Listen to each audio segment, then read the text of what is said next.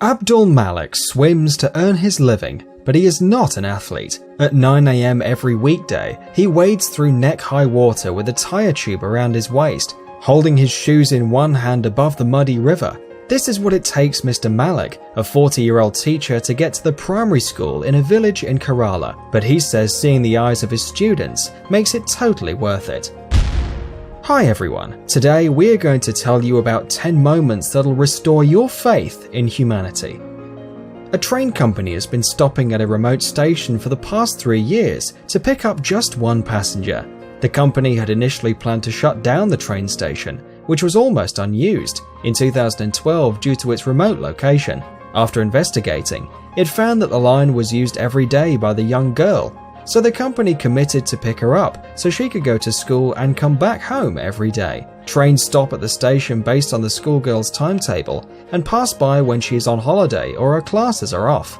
The station was closed permanently after the girl graduated from high school at the end of March 2016. Hilary Barrows, 57, returned to Kent in January after 8 years living and working as an English teacher across Europe. She went into privately rented accommodation thinking she would soon find work, but failed to find a job and ran out of money after 3 weeks. She couldn't count on priority for housing because she was out of the country so long. However, she was offered emergency council accommodation, on the condition that she gave up her 2 dogs Robbie and Cleo, but she refused to abandon the mutts that she had rescued on her European travels and was left with only her 20-year-old Alfa Romeo for shelter, eating and sleeping there with her dogs. She went to McDonald's to charge her phone and laptop so she could keep searching for work. At one point, she decided to start a crowdfunding campaign where generous people with kind hearts helped her gather over $15,000 so she could pay the deposit and rent an apartment. Dominique Harrison Benson, a master's student, had lost her bank card, but only realized when she went to get money for a cab. After some time of futile search, a homeless man approached her with $3, the only money he had. He insisted she take it to pay for a taxi to make sure she got home safe. Miss Harrison Benson raised money for Robbie, the big-hearted homeless, to rent a flat by spending 24 hours on the streets with him.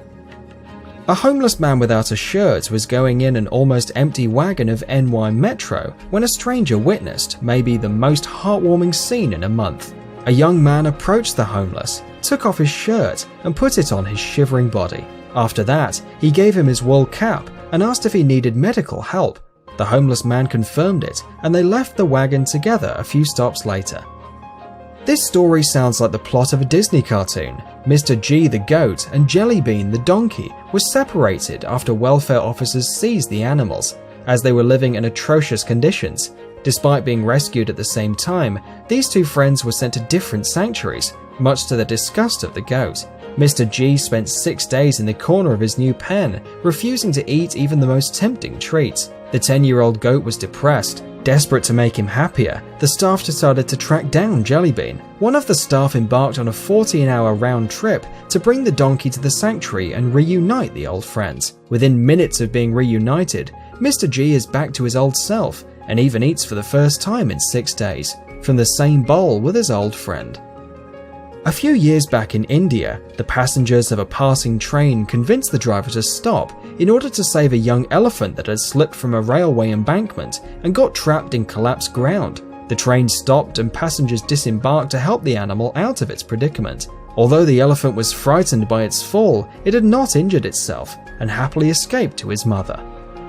Police officer Gaetano Acera reached out to Cameron Simmons, 13, after he called police following a fight with his mother. Acera learned Simmons suffered from back pain because he slept on an air mattress that deflated during the night and had almost no other bedroom furniture at all. At the moment, Acera didn't tell the boy anything, but after a few weeks returned with a bed, a desk, a chair, a television, and even a game system that someone had donated after hearing the story.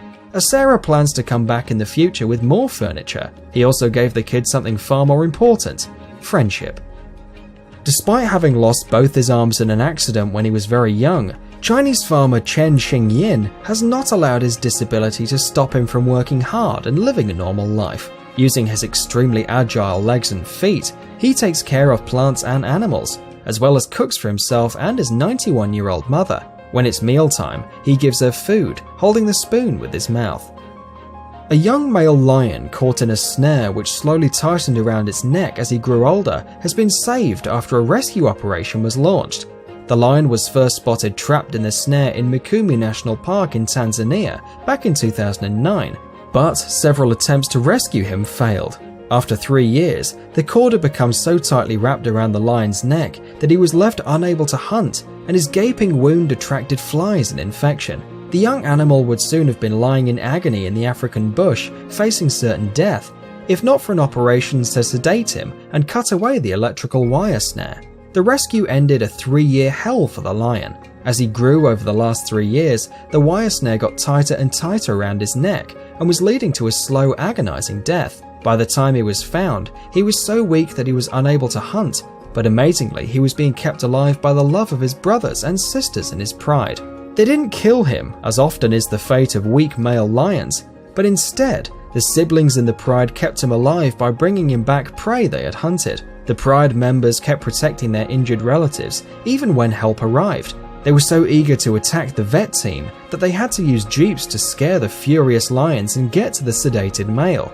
Rangers believe he had got caught in a snare, which poachers usually use for illegal trapping smaller game animals like impala. The lion has now been photographed in the wild for the first time since his ordeal, and appears to be recovering with his mane growing back over his neck and shoulders.